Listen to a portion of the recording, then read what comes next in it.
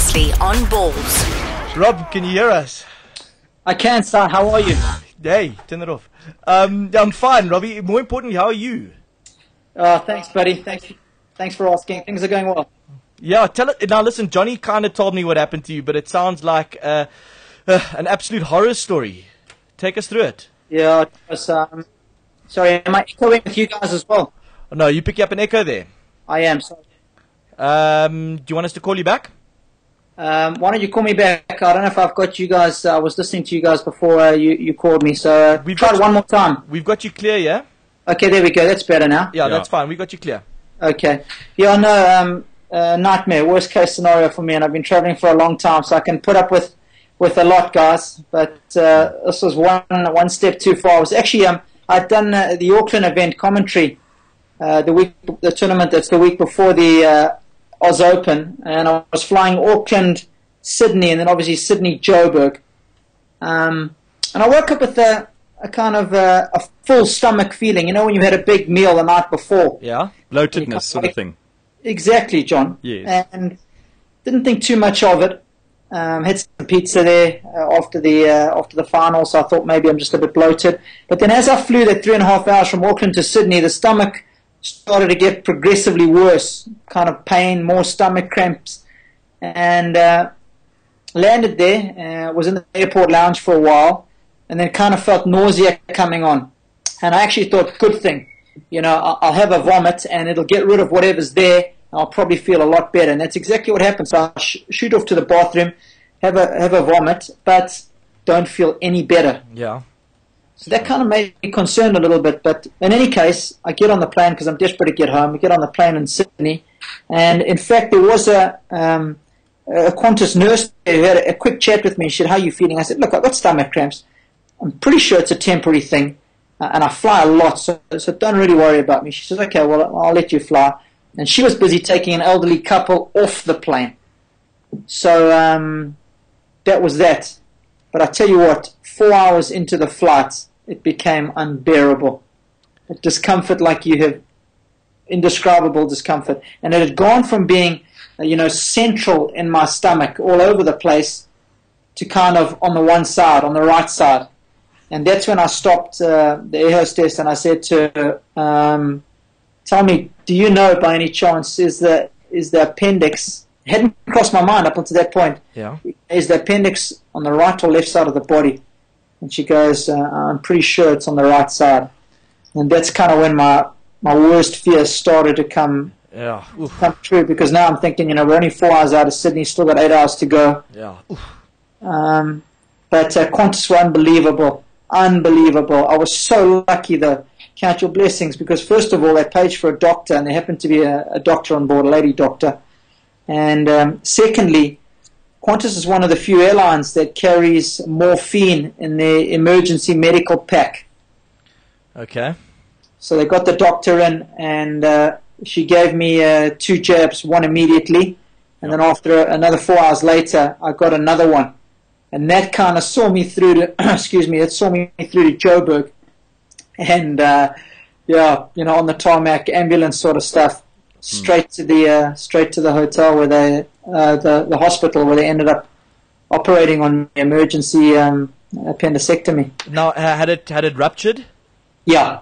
So obviously, you've got to be careful of things like septicemia setting in, and that's what makes the operation so much more involved than just a normal appendectomy when you're taking it out, because obviously, the poisons get released into the other organs down there. So it's a pain in the arse, man. No, it's a pain in the right side. Yeah. No, listen, Rob, I can, and I'm sure people listening, but I can totally identify with you, because I had a ruptured appendix at varsity, and I was in Grahamstown, and I had to lie in the back of an ambulance all the way to PE, and I thought I was going to die in between Grahamstown and PE. You actually feel like you're going to die. There was no pethidine available in that accident, in that ambulance, clearly. No, exactly. So you know exactly what I'm talking about. I know exactly what you're talking about, and I can see, looking at you on Skype here, you've dropped a few kgs. 100%. That's the first thing people say when they see me, and I'm not the biggest guy, Simon, at the best of times, so I need all the weight that I can. You need all that weight. When are you back? I was supposed to do the WTA women's event in Qatar, which starts, I think, on the 11th, John. Yes. They had I think they had 8 of the top 10 there. But unfortunately, I can't do that now. So I'll only go back with the first big men's event in Indian Wells, California. So I'll do Indian Wells, Miami at the beginning of March. Cool. Well, listen, Rob. I mean, we obviously, we wouldn't have a tennis correspondent. So we're glad that you're okay, and you will just count your blessings, as you say. Yes, no, very much so. So as opposed to watching the Oz Open live at Rod Laver Arena, you've had to watch it on the TV like the rest of us have to do every year. Exactly, but I tell you what, I haven't missed a ball. Getting up late at night, early in the hospital. I think I've probably put in more hours than most of the average viewers this last 2 weeks. I'm sure. Good from that point of view. Yeah, I'm sure. And I mean, I watched the Ferrer Djokovic match this morning, and I just, the commentators were saying it, and you look at the score, 6-2, 6-2, 6-1. That's a kind of result you'd expect in the first or second round, not a semi-final. It was absolutely amazing. It is, especially when you consider the type of player that Ferrer is, who gives you absolutely nothing. The kind of tennis that Djokovic played today just shows you he's got this ability to elevate his game to a different level. We saw it in 2011 when he went on that run that was incredible. We saw him do unbelievably well last year and backing up some big results. But this guy, he's got a single-mindedness about him that's quite rare. He takes it to the nth degree. Guys train to the nth degree, but I think where Novak is very good and a step ahead of the rest of the bunch is mental training, literally hours of it. And the other thing is nutrition. Again, takes that to the nth degree because he's seen the benefit of it since he stopped gluten in his diet. And that's what the rest of the pack is up against. Now, the only other player who's got a single-mindedness like that is Andy Murray. Yeah. I think, between the ears, he's still not as strong as Novak. At times he can be. Doesn't always keep his emotions under control, and that sometimes lets him down. And of course, with Roger, you have a natural ability that just surpasses everybody else. But, these days he's getting on a little bit, and that doesn't suffice alone. You need a little bit more than that. That's why I think the final... my prediction is for Andy Murray to end up beating Roger tomorrow night, and then I think we're going to see a Djokovic-Murray rivalry. Yeah, well, you look at the roads to the semis, and obviously Djokovic road to the final. He had that tough one against Wawrinka. But if you look at Federer's, he could have easily, that match against Tsonga could have gone either way. It was at one stage, it was looking like it. He gave him a run for his money. Murray, yes. Murray on the other hand, has gone through relatively unchallenged. Yes, but don't read too much into that. I think sometimes we as pundits and journalists, like to say, well, does this tougher match make you more prepared?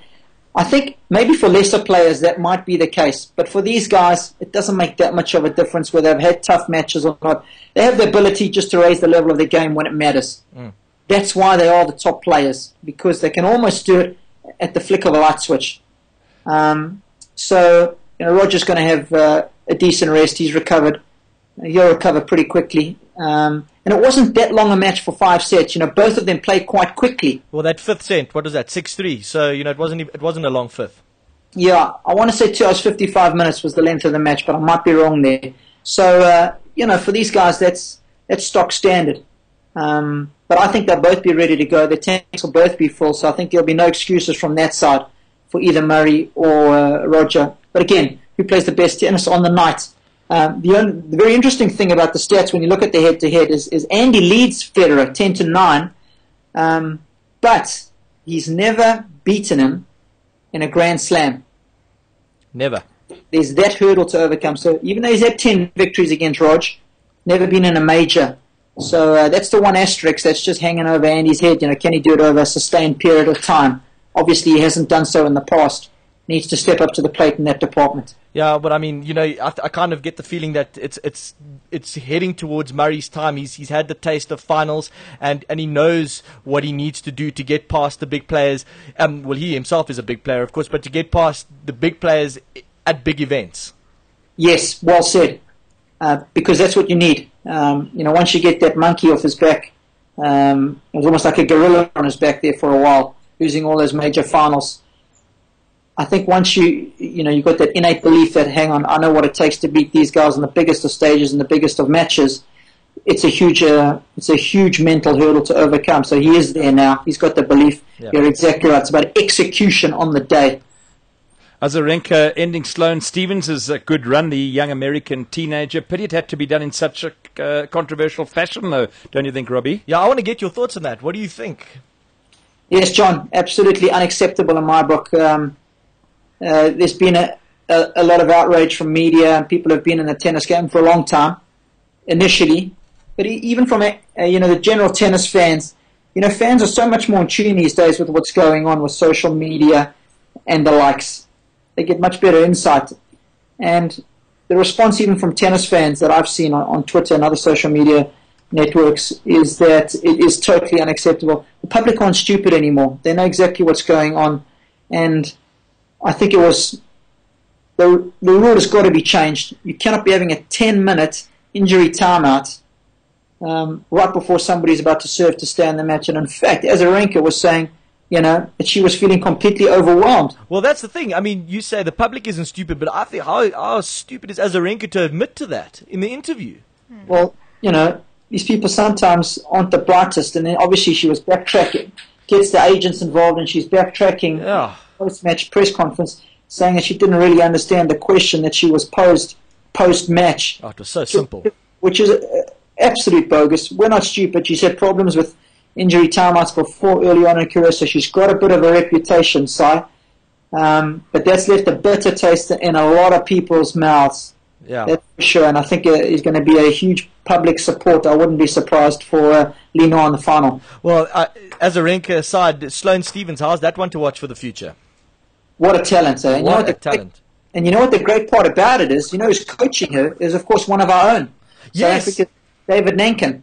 And I saw him next to Wayne Ferreira in the crowd.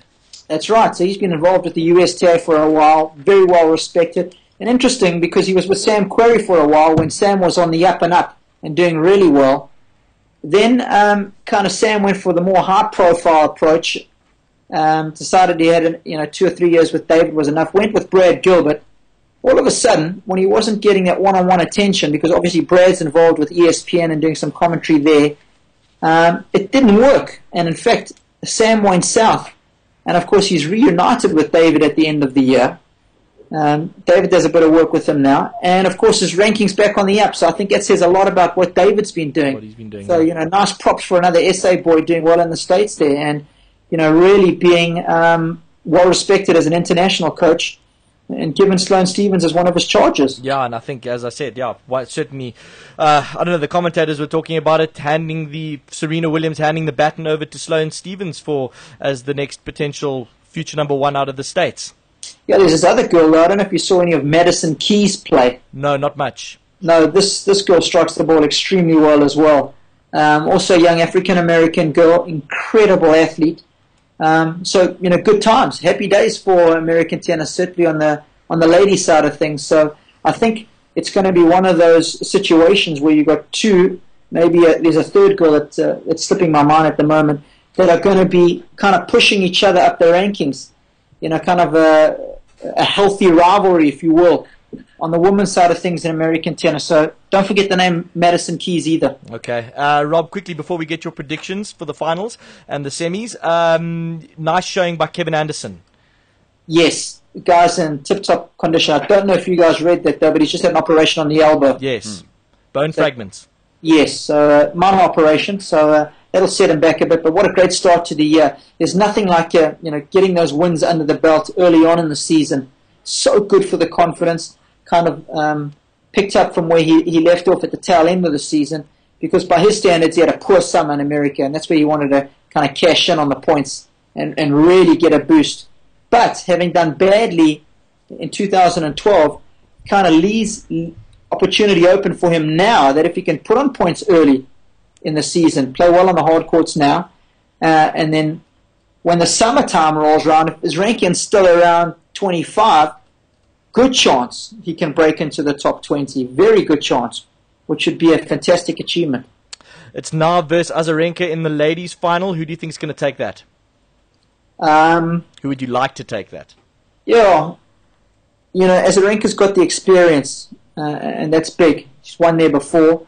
Lina hasn't, but Lina's playing incredible tennis under the tutelage of Rodriguez now, the guy who used to coach Justine Anna. She's played some of her best tennis in the last 8-9 months. So I'm going to go with Lina to win. I'd love to see her win. Lina for the upset. And then to face Djokovic in the men's final, Federer or Murray? I've got to go with Murray. Even though Federer's been playing some good tennis, I just think Murray's going to do it. I don't know why. I think it's going to be nip and tuck. In particular, the match that stands out for me on a hard court, if you're looking like for like, is when they played in Shanghai last year, tail end of the season. And Murray just crucified his second serve, was all over it, returned exceptionally well. And when he finds Roger's backhand from the back of the court, he doesn't feel threatened at all.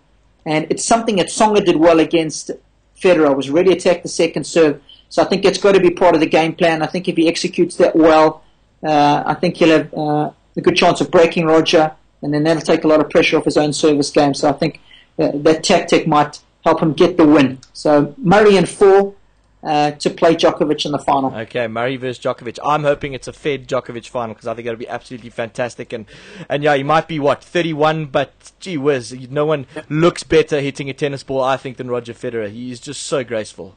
Well, you're 100% right. It's a win-win situation, isn't it? Yeah, it is. We as tennis fans are going to be treated to an unbelievable final either way. Yeah. Rob, listen, get better. Thanks, bud. Thank goodness you only have one appendix. Exactly. Yeah, thank goodness. Listen, yeah, it was nice chatting to you, and we always appreciate your time on Ballz Visual Radio, and good luck for the season. Thanks to you and John, Si. Thank you very much. Thank you so much, Rob. It's a pleasure and privilege to chat to you always. Likewise. Thanks, guys. There you go. Rob Koenig, his thoughts on what has been a very, very interesting Australian Open. He's going for Lina to beat Victoria Azarenka in the ladies' final, and then Andy Murray to face up Novak Djokovic on Sunday. This is Ballz Visual Radio. Darren, Simon, Kate and John. Weekdays from 3 p.m. to 6 p.m. Central African Time. Ballz.co.za